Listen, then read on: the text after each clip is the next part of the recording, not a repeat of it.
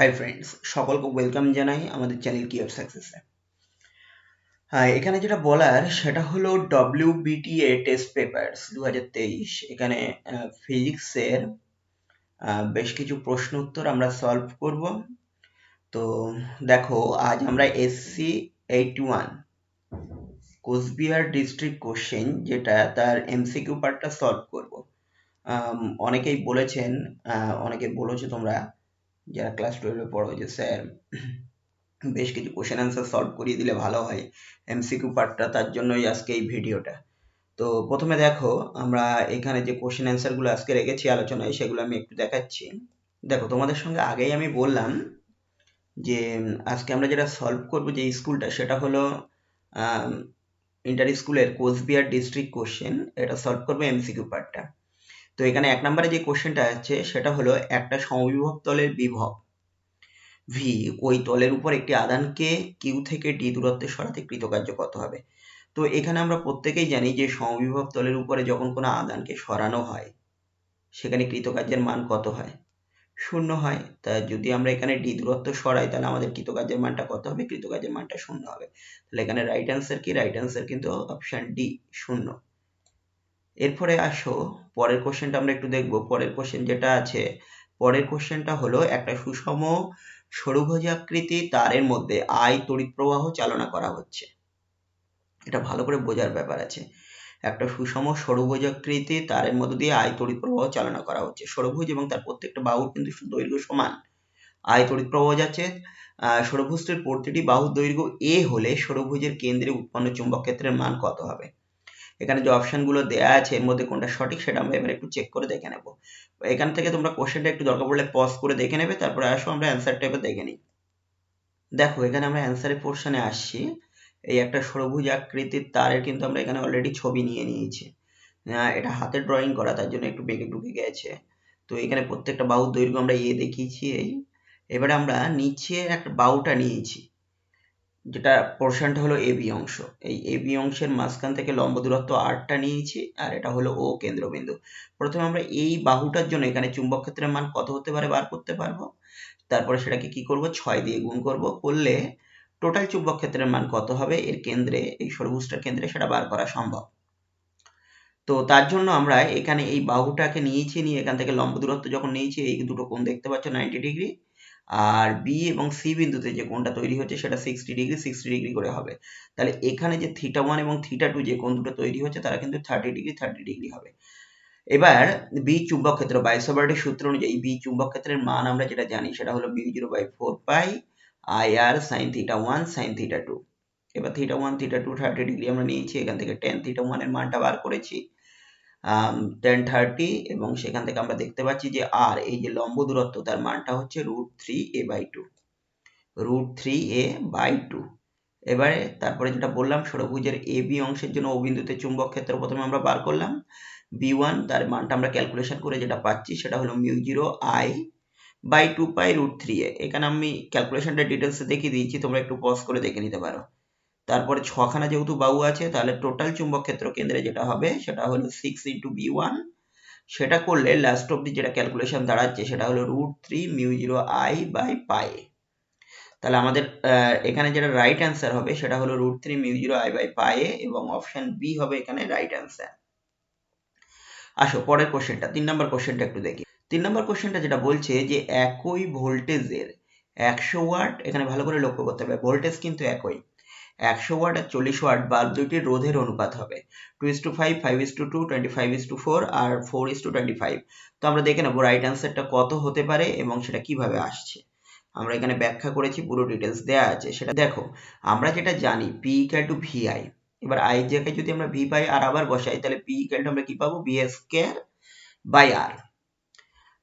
আমরা যদি প্রথম বাল্বটার ক্ষমতা P1 ধরি, তাহলে P1 = আমরা কি লিখতে পারবো, V²R1 সমান 100 ওয়াট, যেটা বলে দিয়েছে।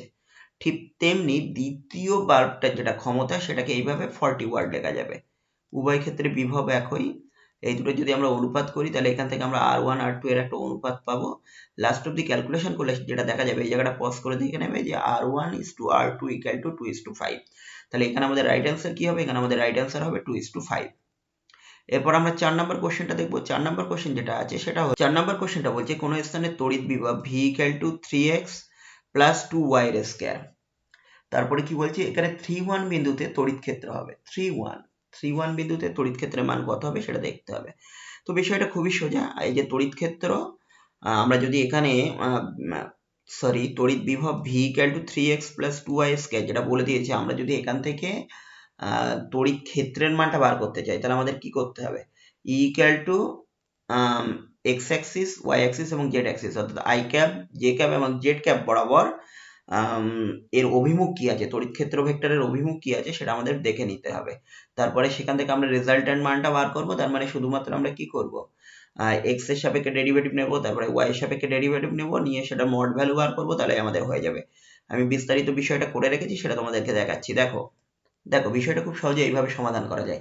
আমরা জানি E = এই যে dv dx i cap, dv dy j cap, dv dz k cap থাকছে। এবারে আমরা এখানে যে বিন্দুটা পাচ্ছি সেটা হলো 3-1 বিন্দু, i ক্যাপে x কম্পোনেন্ট নেই, এখানে 4y y স্কয়ার, সেখানে 1 বসালে 1ই হবে, তাহলে 9 প্লাস 16, এটা যদি আমরা রুট ভ্যালু করে মড নিই তাহলে 5 পাবো। অর্থাৎ ওই স্থানে তড়িৎ বিভবের মান এত হলে 3-1 বিন্দুতে তড়িৎ ক্ষেত্রের মান কত হবে? 5 ভোল্ট মিটার মাইনাস 1। তারপরে নেক্সট কোশ্চেন আমরা দেখবো। নেক্সট কোশ্চেন যেটা আছে সেটা 5 নাম্বার কোশ্চেনটা হলো আমাদের দেশে এসি ইলেকট্রিক সাপ্লাই লাইনে কতক্ষণ পরস্পর প্রবাহের অভিমুখ উল্টে যায়? আমাদের দেশে এসি ইলেকট্রিক সাপ্লাই লাইনে কতক্ষণ পরস্পর অভিমুখ উল্টে যায়? তো এখানেই আমি মুখে মুখে অ্যান্সারটা দিয়ে দিচ্ছি। এখানে যেটা ব্যাপার সেটা হলো আমাদের দেশে যে এসি সাপ্লাই লাইন আছে তার কম্পাঙ্ক যেটা সেটা কিন্তু 50 হার্জ। তার কম্পাঙ্ক কত? তার কম্পাঙ্ক হলো 50 হার্জ। এখন যদি কম্পাঙ্ক 50 হার্জ হয়, কম্পাঙ্ক 50 হার্জ হওয়ার জন্য একটা পূর্ণ পর্যায়কালে সাপ্লাই লাইনের কম্পাঙ্ক কত হয়ে যাবে? 50 × 2 মানে 100 হার্জ হয়ে যাবে। আবার তার প্রবাহের অভিমুখ কত হয়ে যাবে? 1/100 সেকেন্ড পর পর উল্টে যাবে, মানে এটা 0.01 সেকেন্ড আসবে। তারপরে যে কোশ্চেনটা আছে, কোশ্চেনটা খুব ইন্টারেস্টিং, এটা পরীক্ষায় আসতে প্রায়ই দেখা।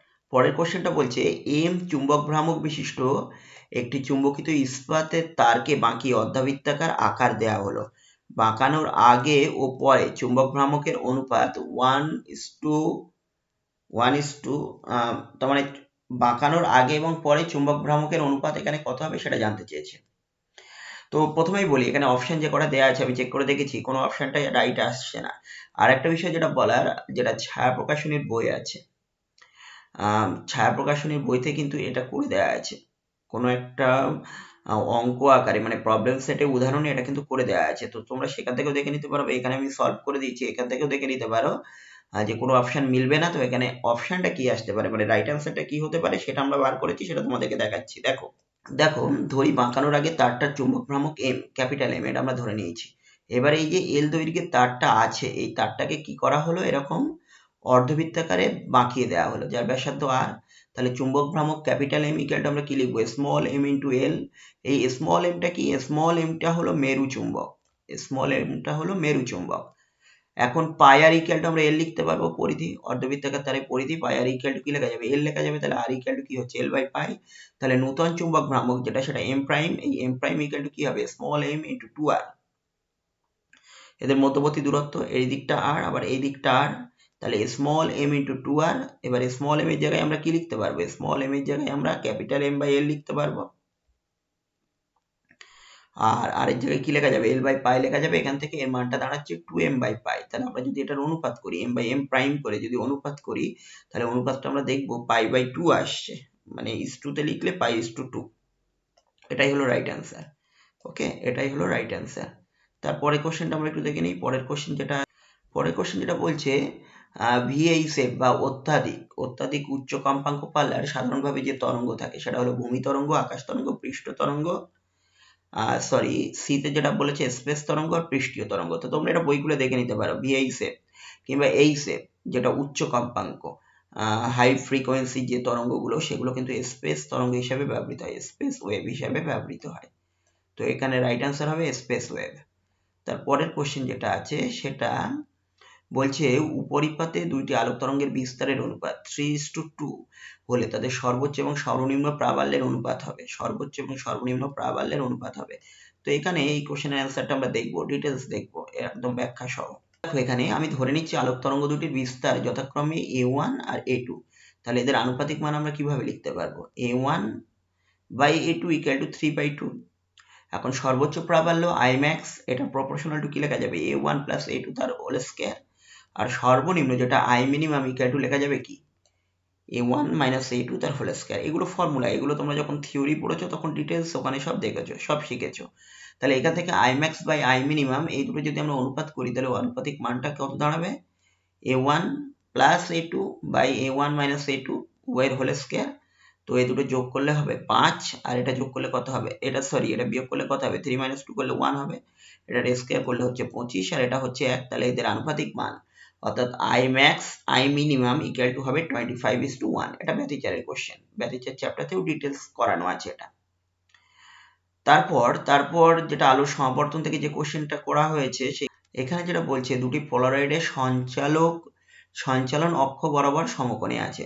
তোমরা একটু রিয়ালাইজ করো, বইতে টুরমালিন ক্লাস দিয়ে যে পরীক্ষাটা করা হয়েছে সেখানকার কোশ্চেন এটা। তো বলছে দুটি পোলারয়েডের সঞ্চালন অক্ষ পরস্পর সমকোণে আছে। একটি পোলারয়েডকে 45 ডিগ্রি কোণে ঘোরালে আপতিত আলোর কত শতাংশ এদের মধ্য দিয়ে সঞ্চারিত হবে, 25%, 50%, 60%, 75%। তো এখানে রাইট অ্যান্সার হবে 25%। কেন এটা রাইট অ্যান্সার সেটা একটু দেখাচ্ছি। দেখো, আলোটা যখন অসমাবর্তিত তখন আলোর তীব্রতা বলা হচ্ছে I0। আলোটা যখন আনপোলারাইজড অবস্থায় আছে, যখন পোলারাইজড নয়, তখন তার তীব্রতা কত বলা হচ্ছে I0। এবার টুরমালিন ক্লাসের আমরা জানি দুখানা থাকে, একটা হলো অ্যানালাইজার আর একটা হলো পোলারাইজার। প্রথমে পোলারাইজার থাকবে, তারপরে কি থাকবে, অ্যানালাইজার থাকবে। তো প্রথম সমবর্তিত আলোর তীব্রতা সেটা কত হয়ে যাবে, হাফ হয়ে যাবে I0/2। এখন দ্বিতীয় পোলারয়েডটা যদি 45 ডিগ্রি কোণে ঘোরানো হয় তাহলে তখন cos 45 উপাংশ চলে আসবে, সেখানে তার স্কয়ার চলে আসবে। সেটা আসার জন্য I0/2 আর 1/√2 এই দুটোর স্কয়ার করলে I0/4 হচ্ছে। তাহলে I0/4 মানে এটাকে আমরা পয়েন্ট আকারে লিখতে পারি 0.25 ইন্টু I0। শতকরা হিসেবে এটা 25% কি হবে, সংস্থার মধ্য দিয়ে সঞ্চারিত হবে। এটাই হলো রাইট অ্যান্সার। তারপরে যেটা কোশ্চেন আছে এখানে যেটা কোশ্চেন আছে সেটা হলো এদের মধ্যে কোনটি আলোর কণাবাদ তত্ত্ব মেনে চলে না, মানে আলোর যে কোয়ান্টাম থিওরি আছে সেটা কোনটা মেনে চলে না, আলোক তড়িৎ ক্রিয়া, অপবর্তন, কোয়ান্টাম ক্রিয়া, কৃষ্ণ বস্তুর বিকিরণ। কোয়ান্টাম তত্ত্ব মানে না কি, আলোক তড়িৎ ক্রিয়া মানে আমরা জানি, কোয়ান্টাম ক্রিয়া মানে কোয়ান্টাম তত্ত্ব, কৃষ্ণ বস্তুর বিকিরণ এটাও মানে, ভিনের সূত্র টুত্র আছে 11-এ তোমরা শিখেছো এটা। তো এখানে যেটা রাইট অ্যান্সার হবে সেটা হলো অপশন বি, অপবর্তন। অপবর্তন কি করে না, আলো কোয়ান্টাম তত্ত্ব বা তরঙ্গ তত্ত্ব মেনে চলে না। অপবর্তন মানে কি, অপবর্তন মানে হলো আলো যখন কোনো কিছু ধার ঘেঁষে যায় তখন সেটা বেঁকে যেতে পারে, ছিদ্রের ধার ঘেঁষে কিংবা যখন কোনো দেয়ালের ধার ঘেঁষে আলো যাবে তখন সেটা কি হতে পারে, বেঁকে যেতে পারে। আলোর এই যে বেঁকে যায় এটাকে বলা হয় অপবর্তন। এটা কিন্তু আমরা তরঙ্গ তত্ত্ব দিয়ে ব্যাখ্যা করি, কোয়ান্টাম তত্ত্ব দিয়ে এই জিনিসটা ব্যাখ্যা করা যায় না। তাহলে কোয়ান্টাম তত্ত্ব দিয়ে বা কণাবাদ দিয়ে ব্যাখ্যা করা যাবে না আলোর কোন ঘটনা, অপবর্তন। তারপরে যেটা বলছে এটারও এখানে মুখে মুখে অ্যান্সার দিয়ে দেবো, সেটা হলো তড়িৎ চুম্বকীয় আবেশের জন্য কোনো কুণ্ডলিতে আবিষ্ট তড়িৎ প্রবাহ নিচের কোন বিষয়ের উপর নির্ভর করে না। এই বিষয়টা জানতে গেলে আমাদের ফ্যারাডের সূত্র আর লেঞ্জের সূত্রের যে ম্যাথামেটিক্যাল ডেরিভেশন আছে কিংবা তার যে স্টেটমেন্ট আছে সেই দুটোর উপরে গুরুত্ব দিতে হবে। কারণ তড়িৎ চুম্বকীয় আবেশ সম্পর্কিত যে 3টে সূত্র, প্রথমে ফ্যারাডের 2টো সূত্র আছে, পরে লেঞ্জের সূত্র আছে। তো ফ্লাক্স পরিবর্তনের হারের উপরে এটা নির্ভর করে, কুণ্ডলীর রোধের উপরেও এটা নির্ভর করে। কোনোটিই নয়, এই অপশন তো হবেই না। তাহলে এখানে রাইট অ্যান্সার যেটা হবে সেটা হলো কুণ্ডলীর আকার। এটার উপরে কিন্তু কি নির্ভর করে না, আবিষ্ট তড়িৎচুম্বকীয় আবেশের জন্য কুণ্ডলীতে আবিষ্ট তড়িৎ প্রবাহ এই বিষয়টার উপরে নির্ভর করে না।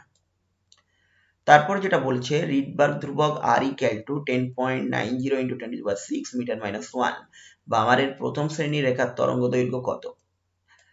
তো আমরা এটা ক্যালকুলেশন করে দেখে নেবো, দেখলে আমরা দেখবো এখানে রাইট অ্যান্সার যেটা আসছে সেটা হবে 6563 অ্যাংস্ট্রম।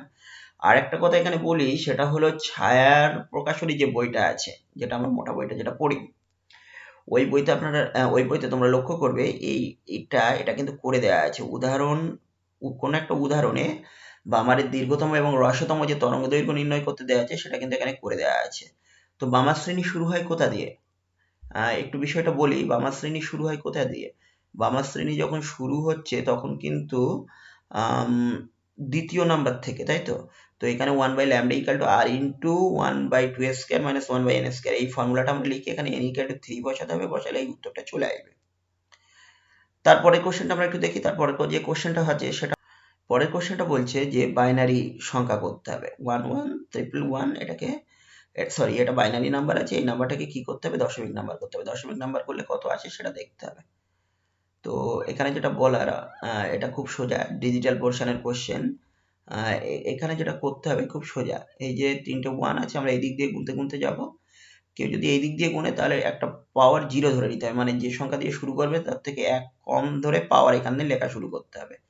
তো আমরা যদি এই বরাবর যাই, এই বরাবর যদি যাই, তো প্রথমে আমার কি হচ্ছে, 2 টু দি পাওয়ার 0 হচ্ছে, তাই তো, ইন্টু 1, তারপরে 2 টু দি পাওয়ার 1, তারপরে 2 টু দি পাওয়ার 2, প্রত্যেকটার সঙ্গে 1 গুণ করতে হবে।